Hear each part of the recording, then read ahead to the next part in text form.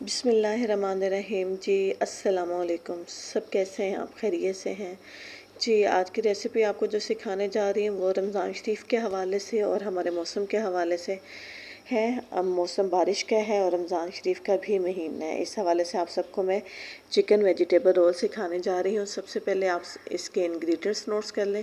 इसके लिए मैंने आलू को बॉईल कर लिया और आलू को मोटा मोटा मैंने पीस लिया है। आप देख लें कि मोटा मोटा करना है, बिल्कुल इसका पेस्ट नहीं बनाना है। इसके साथ ही मैंने सब्ज़ धनिया काट लिया और सब्ज़ मिर्चें काट ली हैं। मैंने गाजर और मटर को बॉईल कर लिया है। इसके साथ बंद गोभी है जो मैंने बारीक स्लाइस में काट ली है। इसके साथ जो चिकन मैंने ले लिया, बॉईल कर लिया और उसके मोटे मोटे मैंने पीस कर लिए हैं, जैसा कि चिकन रोल में हम लोग डालते हैं। इसके साथ मेरे पास ये मायोनीज़ है और थोड़ा सा ऑयल ले लिया है मैंने। चलते हैं जी। सबसे पहले हमने करना क्या है, हमने आलू के पेस्ट के अंदर तमाम इंग्रेडिएंट्स वन बाय वन करके शामिल कर देते हैं जी। ये सबसे पहले मैंने इसके अंदर चिकन डाल दिया है। चिकन को बॉईल करते वक्त आपने इसके अंदर नमक और काली मिर्च लाजमी ऐड करनी है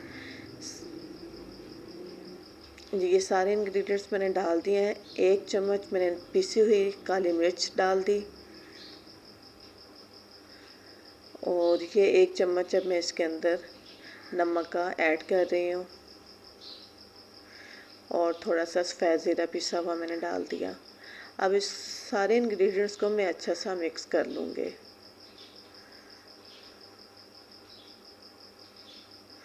ये सारे इंग्रेडिएंट्स मैंने अच्छे से मिक्स कर लिए हैं और अब इसके ऊपर मैं फ़्रेश लेमन का जूस निचोड़ती हूँ।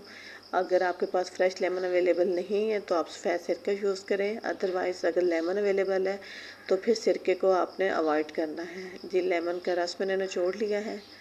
लेमन चूँकि आजकल रस वाले हैं तो इसलिए एक ही लेमन काफ़ी है। अब दोबारा अगेन इसको मिक्स करते हैं और अब मैंने पट्टी चूँकि पहले से ही बना ली है।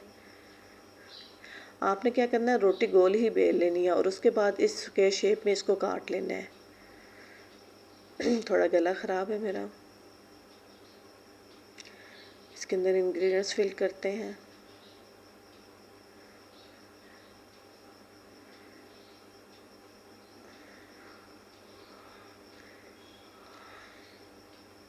जी। अब इसके ऊपर मैं थोड़ा सा मायोनीज़ लगाऊंगी। बिस्मिल्लाहिर्रहमानिर्रहीम। चीज़ इसके अंदर अच्छी नहीं लगती, उसका टेस्ट जो होता है वो थोड़ा ओवर हो जाता है और रमज़ान में हैवी हो जाता है, इसलिए चीज़ को अवॉइड कर रहे हैं। कोशिश करें रमज़ान में चीज़ को अवॉइड ही करें। अब बिल्कुल जैसे इसका नाम रोल है, आपने इसको क्या करना है, रोल ही करना है। ये देखें, इसको आपने ऐसे रोल कर लिया।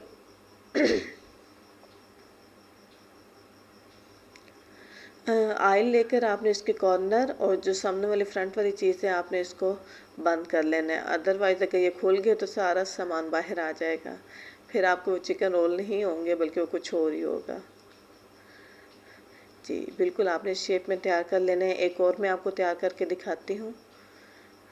आप इसके अंदर सारा इंग्रेडिएंट्स रखें, मायोनीज़ लगाएं।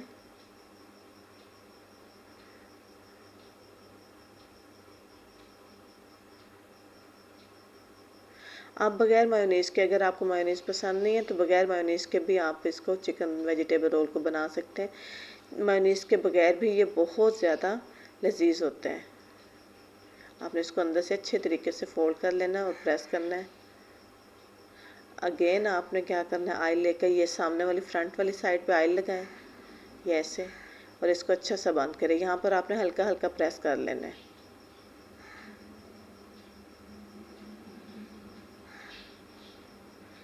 लीजिए, मैंने सारे रोल तैयार कर लिए हैं। आपको इनका साइज़ चेक करवा देती हूँ कि आपने इससे ज़्यादा बड़ा या मोटा नहीं रखना। बहुत लंबे रोल भी अच्छे नहीं लगते और बहुत छोटे रोल भी अच्छे नहीं लगते। तो ये रोल का सही साइज़ है, आपने इस साइज़ में इनको तैयार करना है।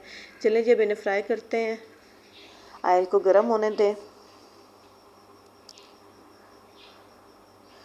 जी। ऑयल तकरीबन हमारा गर्म हो चुका है। अब इसके अंदर हम रोल डालते हैं वन बाय वन करके, और फ्लेम जो है बहुत तेज़ नहीं रखना और बहुत आहिस्ता भी नहीं हो।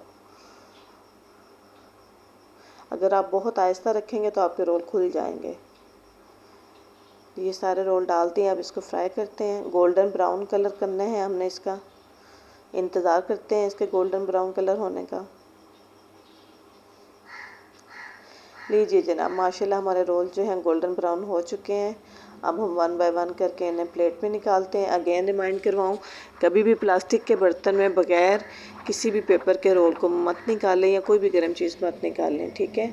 कांच के प्लेट यूज़ करें और इसके ऊपर भी पेपर रखें। जी, हमने गार्निशिंग कर ली है इसको धनिया और पुदीने के साथ। इसे धनिया और पुदीने की चटनी और टमाटो केचप के साथ सर्व करें। हमें अपनी दुआओं में याद रखें और हमारा चैनल सब्सक्राइब करना मत भूलिए। अल्लाह हाफिज़।